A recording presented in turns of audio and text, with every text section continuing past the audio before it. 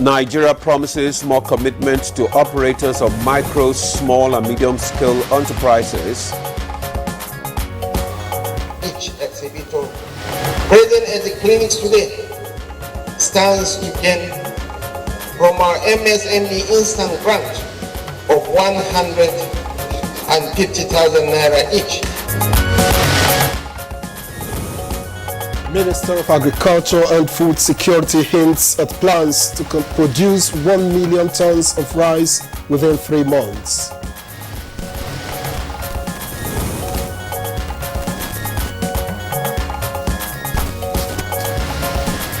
Federal government inaugurates Police Veterans Foundation in Abuja. And on Good Morning Nigeria today, we shall discuss role of state governors in addressing hike in food prices.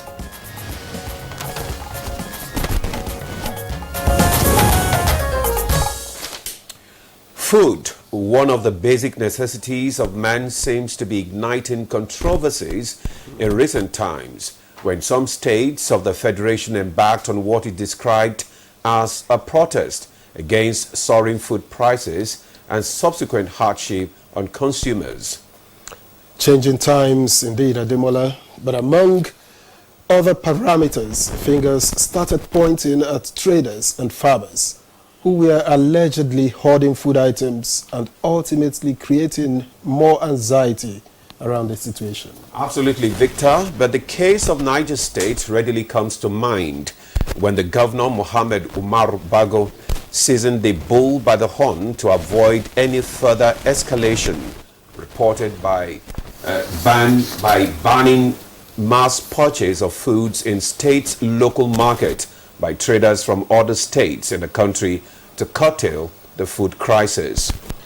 And as if the protest was not enough, amid the food inflation, it's been a looting spree, with reports of suspected hoodlums looting warehouses and trucks conveying food and raw materials in some parts of the country, including the Federal Capital Territory.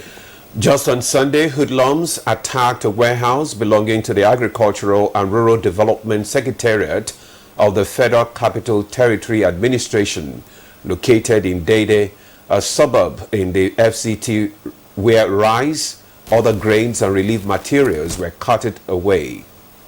And while concerned observers describe the act as condemnable and unjustifiable, others are asking state governments to take concrete steps to reduce the cost of living. In its Consumer Price Index report for January, the National Bureau of Statistics, NBS, said food inflation surged to 35.4% on a year-on-year basis. And according to the NBS, the rise of food inflation was caused by increased prices of bread, cereals, oil, potatoes, yam and other tubers, as well as fish, meat and fruit. Now, before now, Ademola, Nigeria took giant strides in food security with the launch of the 2023-2024 dry season farming in November under the National Agricultural Growth Scheme and Agro-Pocket. That's the NAGS-AP project. Yeah, Victor, although the culture of dry season farming in Nigeria is not new, this might not be unconnected with the declaration of state of emergency in the nation's food security in July 2023 by President Bola Ahmed Tinubu to help tackle food shortages, stabilize rising prices, and minimize farmers' exposure to violence and threats. Indeed, and while President Bola Tinubu is not resting on his horse in finding a solution with the immediate release of more than 42,000 metric tons of assorted food items for distribution, the Nigeria Governors Forum is also worried by the brewing crisis. Just recently, the NGF met with the Federal Ministry of Agriculture and Food Security to push for increased crop production to ensure food security in Nigeria. And among other things, the NGF, headed by its chairman, Governor of Kwara State, Abdurrahman Abdurrazak was insistent on the Agric Minister Abubakar Kyari working hard to meet the food targets of government, adding that state governors would also work with the ministry on dry season farming and increase exportation of food produce. How can these words be matched with actions? And most importantly, what can state governments do to ease the burden of food crisis? These and more will form the crux of our conversation as we take a look at the role of state governors in addressing hiking food prices. I am Ademola Adeoye. Welcome to Good Morning Nigeria. I guess Nigerians will be itching to find answers to those questions and more. I am Victor Azu. I also welcome you to today's program. We are reaching you on the network service of the NTA, and soon enough we will have our newspaper review. But first, the news highlights with Dennis Adegunloye. Good morning, Dennis. Good morning, Victor and Ademola. Good morning, Nigeria. Here is the morning news. President Bola Tinubu has reaffirmed that since the removal of subsidy on petrol, more funds are being made available to directly impact the lives of Nigerians through the three tiers of government. This was when he received an award from the leadership group as the Person of the Year 2023.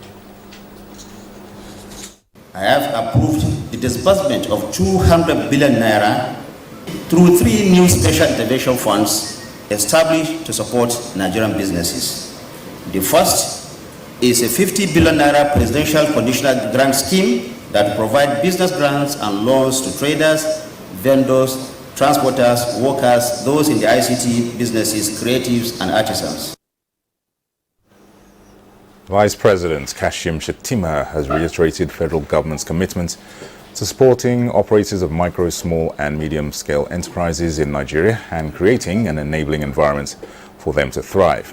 The Vice President gave the assurance at the second expanded National Micro, Small, and Medium-Scale Enterprises Clinic in Abuja, Ogun State capital. The national MSME clinics, they are designed to bring the government in close proximity to the people by combining all regulatory agencies under one roof. Each exhibitor present at the clinics today stands to gain from our MSME instant grant of 150,000 naira each.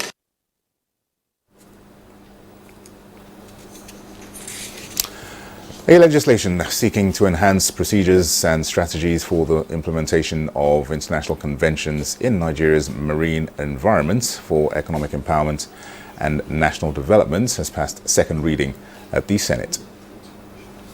The bill includes to promote the development of coastal shipping, trade and indigenous commercial shipping on national and international waters. 2, to regulate and promote maritime safety and security. 1 million tons of rice will be produced within the next 3 months following dry season interventions to farmers under the National Agricultural Growth Scheme. Minister of Agriculture and Food Security, Abubakar Kyari, says this is part of short-term measures to guarantee national food security. He was speaking at the House of Representatives sectoral debate with stakeholders in the agriculture sector. To cultivate about 55,000 hectares, which will impact 110,000 farmers and a yield of 220,000 metric tons. So we're looking at a total of 250,000 hectares of rice for the dry season, which will mean impacting on 500,000 farmers. President Bola Ahmed Tinubu, in a message at the inauguration of the Police Veterans Foundation in Abuja, expressed his commitment to giving full support to police veterans. He assured that of improvements in the pension and severance packages of retired police officers with an immediate review to reflect the enormity of their contributions and commitment to the nation.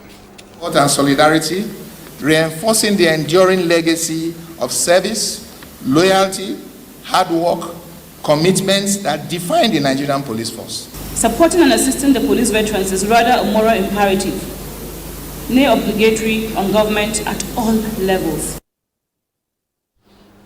Well, that's the news for now. Good Morning Nigeria continues after this break with Ademola and Victor. Good morning.